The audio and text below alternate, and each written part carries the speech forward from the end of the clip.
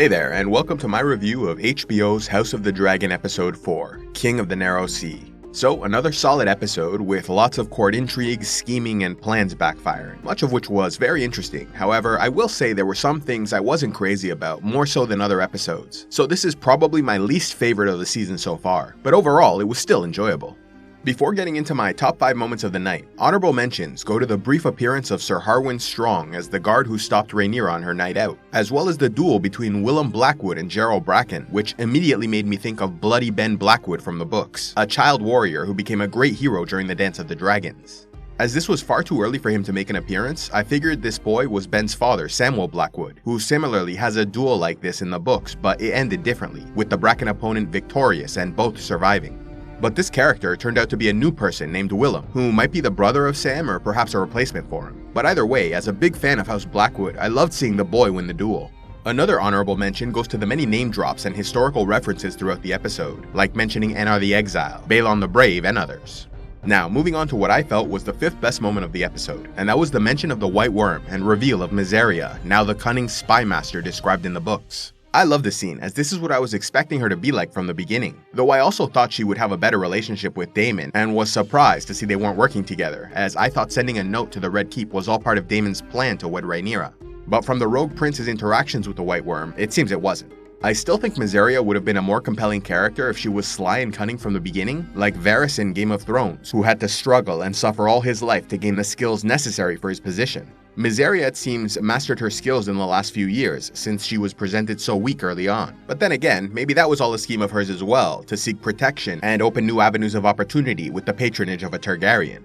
Now, for the 4th best moment of the episode, I chose the moon tea presented to Rhaenyra. I found this fascinating for a number of reasons. In Fire and Blood, Viserys really comes off as a man in severe denial, steadfastly refusing to see obvious lies being told, especially later on with Rhaenyra's personal life, as it becomes impossible not to notice a problem. So it was really satisfying to see that Viserys does understand what's happening around him, but simply will deny it publicly for the sake of the realm's stability.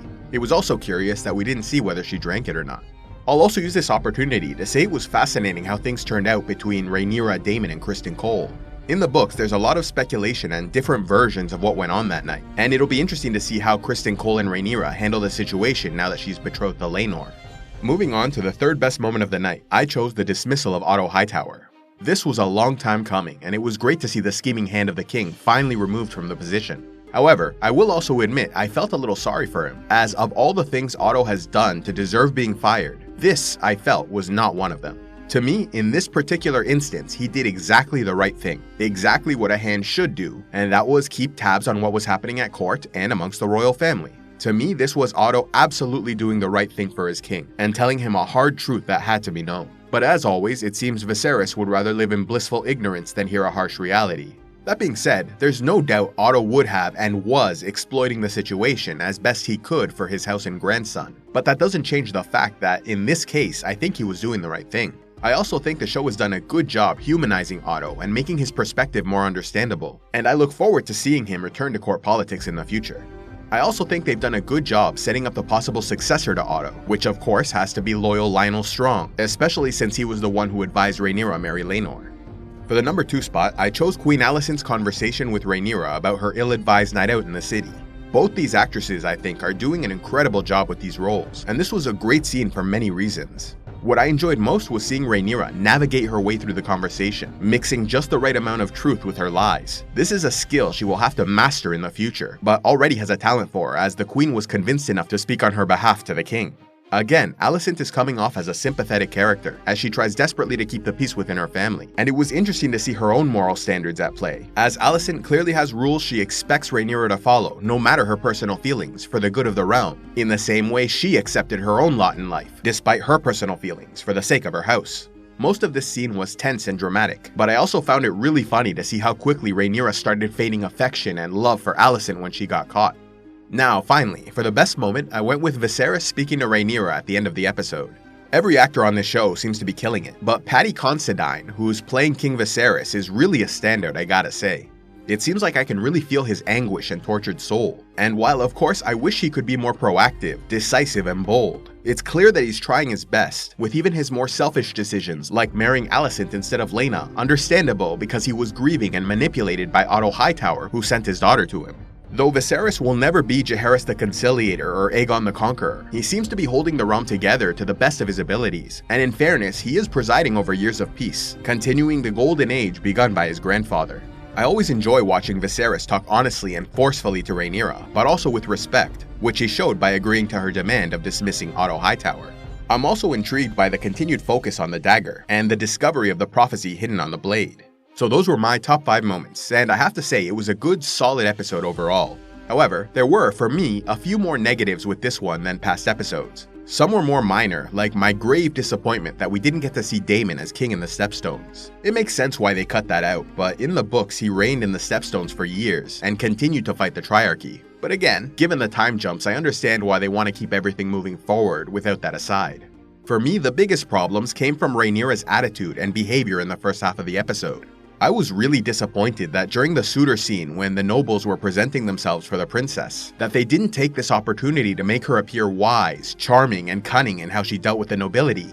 I thought that by this point, she must have had at least some training in diplomacy and learned some understanding of what it means to rule and why keeping nobles placated is crucial for her ascent to power. But it appears she's entirely clueless in how to be a monarch. Her objections to the matches were perfectly fine, but those were things any wise ruler or heir would have said in private. To me, she just came off as incompetent. And while I was entirely in favor of her reign in the books, scenes like this really make me question whether she should be queen at all. But if I'm being honest, the biggest reason I really disliked her part in this scene was because she insulted a Blackwood and laughed along with a Bracken bully. The Blackwoods are one of my favorite houses in Westerosi history, and knowing all they'll do and the suffering they'll endure specifically for Rhaenyra, they made me furious. You do not disrespect a Blackwood, as the Bracken bully quickly found out. Unfortunately, there was more I didn't care for in this episode, as I'm actually getting tired of hearing Rhaenyra, Alicent, and Daemon complain about their lives. I mean, their petty everyday problems are so unbelievably insignificant when compared to the horrors faced by 99.9% of the rest of the population. This is true for any show about rich people, but for some reason in this episode, the rich people problems vibe stood out to me. And I was actually reminded of that video those celebrities made during the lockdown about how hard it was to be cooped up in their mansions. Now, for the best kill of the episode, I went, of course, with the Blackwood boy killing the Bracken bully. Loved every moment of it. Long live House Blackwood. Now, for the best line of the night, I went with Aegon's prophecy on the dagger. From my blood come the prince that was promised, and his will be the song of ice and fire. So those are my thoughts for The House of the Dragon Episode 4, King of the Narrow Sea. Overall, in spite of the negatives, I gave this episode a 7 out of 10. As for the most part, I felt this was still a good continuation of the story. But what did you guys think? Do you have your own criticisms, or are you loving everything? Let me know in the comments below, and like I always mention, be sure to check out the links to some of my other recent videos, like the spoiler-free Prelude to the House of the Dragon video, the spoiler-filled Dance of the Dragons video, as well as many others, including a beginner's guide to A Song of Ice and Fire that goes over the entire history of Westeros and the known world, including the major events of the books in 20 minutes. So that's it for now. Thank you guys for watching, and I'll see you in the next one. A special thanks to all those who contribute to CivilizationEx. If you'd like to help the channel, be sure to give a like, leave a comment, subscribe, and check out the links below, or else go to patreon.com/CivilizationEx, where you can gain early access to videos, vote on future content, and watch the Patreon-only series, Heroes of Lore and Legend.